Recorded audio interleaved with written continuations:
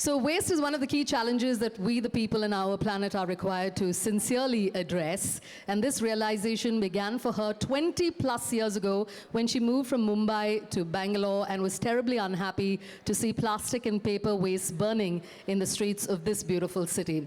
She is grateful that she decided to shift focus from frustration to meaningful change on the ground. And she started NGO Saahas in 2001.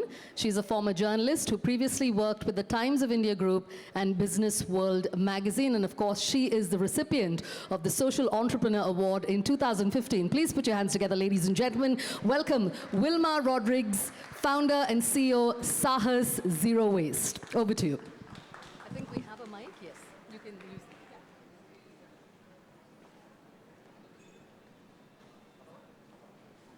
So great to be here.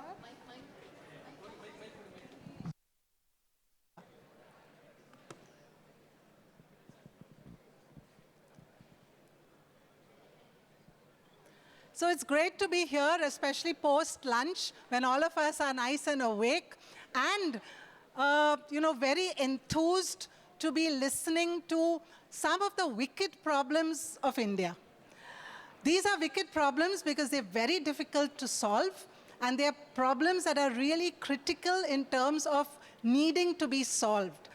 We're happy and really grateful today to have Naga come here today to sign and talk to us about his book, because in solving these wicked problems, you have a whole lot of entrepreneurs, business models now coming together to solve these problems. So here is Naga, very happy that we can talk to you all, because I've seen through the morning that business has been the big focus of discussion. But we need to also understand the social aspects. Just one small data point. When you look at livelihood and employment in India, more than 90% of jobs are really informal.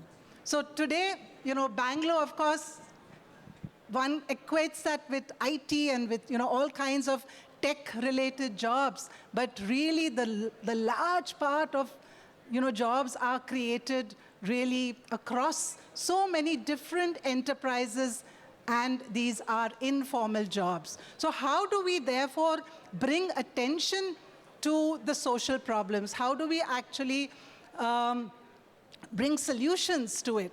And that's what we're going to be discussing here today with Naga. So I'll jump right in, Naga, because we've got limited time. Naga, in his website, is known as Farmer Naga. You can look at his website, and that's because he grows and nurtures enterprises and startups. But not just enterprises, it is social businesses. Because social businesses today deliver not just the regular business, top line, bottom line, team, revenues, all of that, of course, is part of a social business. But what social businesses are meant to deliver is also impact. Impact to the environment, impact to livelihood.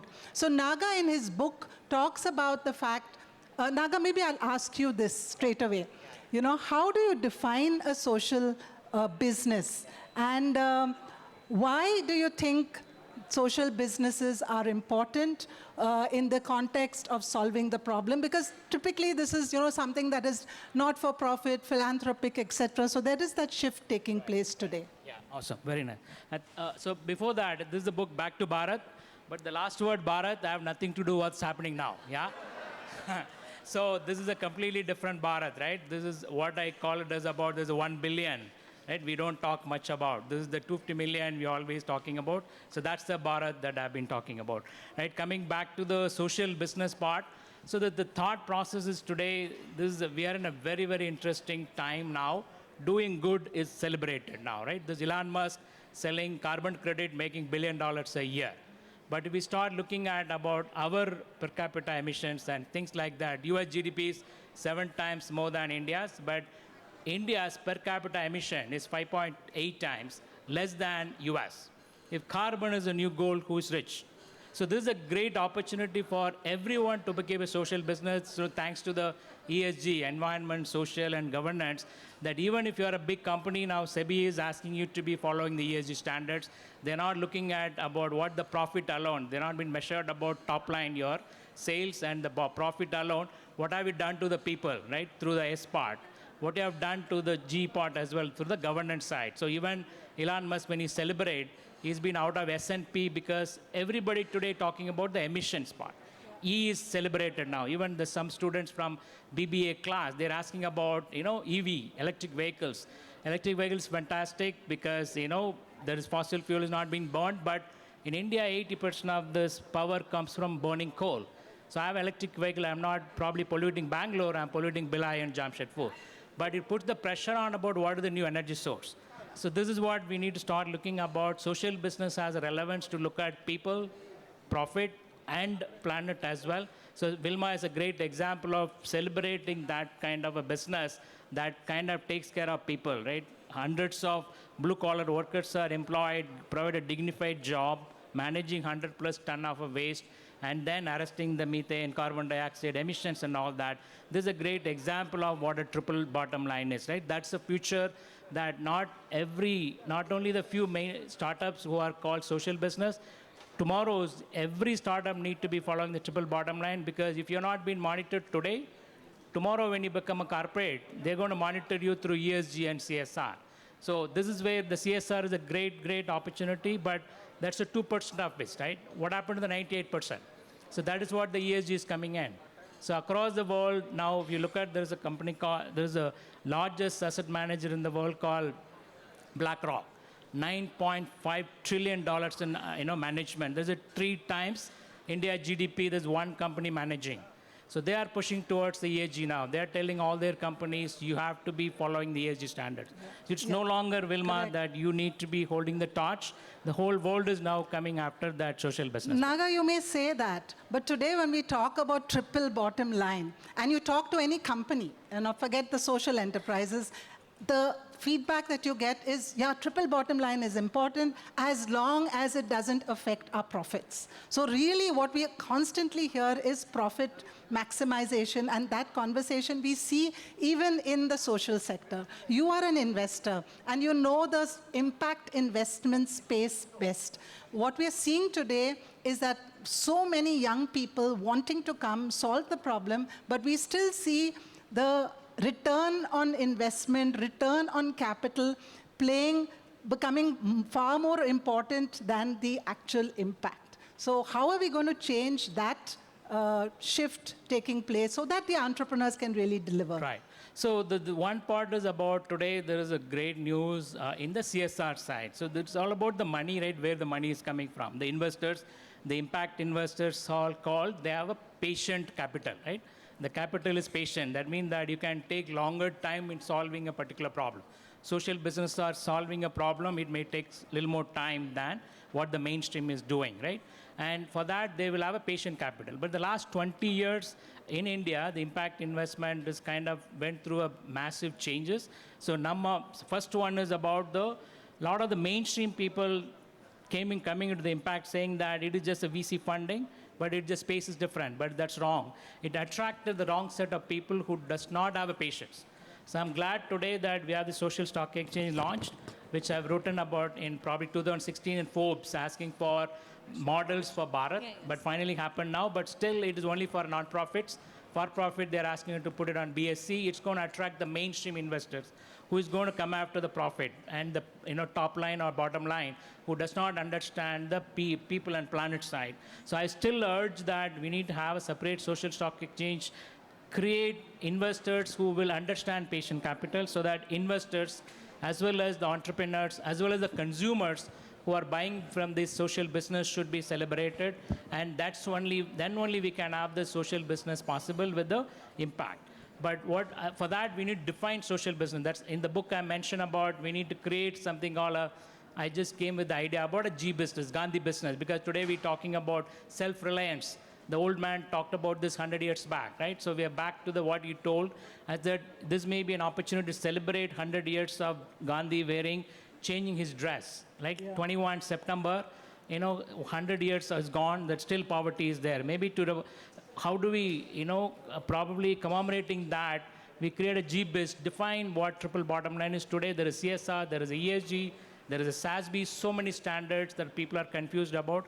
The country has an opportunity to build that and take that forward. So definitely a lot of positives, and I'm seeing so many young people here, and even, whatever age you may be, believe me, the social sector has, all that it takes to actually create excitement in jobs and purpose and fulfillment. So, think about the social sector and your place in that, in coming into the sector. I think we're out of time. So if there are questions, we'd be happy to answer your questions. We could perhaps take one or two questions.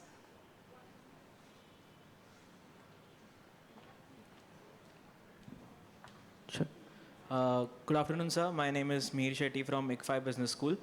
Sir, recently I came across this phenomena of carbon credit market, which is going on in the industry. But what I believe is that if you lend out your carbon credit to someone else, you cause equivalent damage to the environment. So how is this actually reliable and relevant in today's world and in the industry as well? Yes, very, very good question. So don't call that, it's damaging. It is a penalty for the other guy. So he's emitting more, you're not emitting more, so he's paying penalties. But you are getting celebrated. So you are rewarding your good behavior, you're punishing someone else's bad behavior. He cannot be paying penalty all the time. So you just run the red light and you go fees, pay penalty. But how many times you'll do? 100 times, 1,000 times? So after some time, you're going to follow the rules. So that is an opportunity now. That's an opportunity India has today.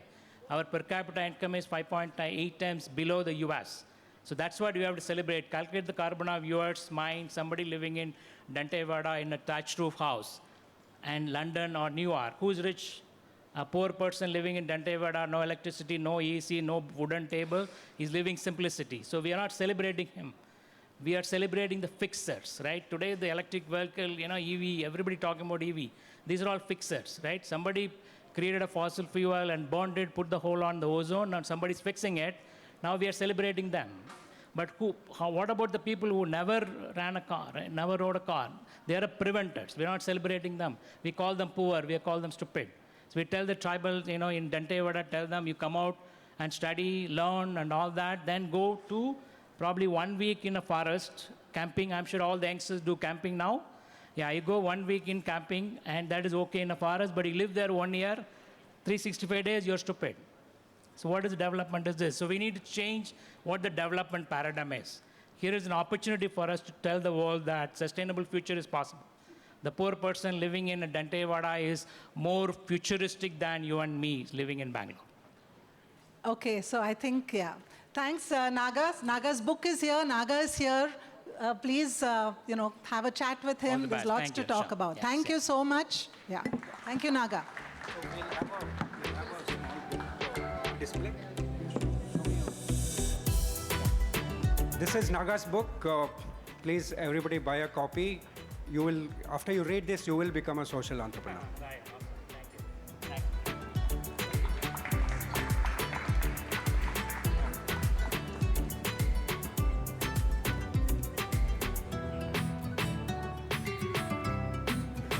I would like to thank our speaker, Mr. Nagaraja, and our moderator, Ms. Wilma Rodrigues. And we now have a small token of appreciation. I request Mr. Raghu to please present them with this token of appreciation.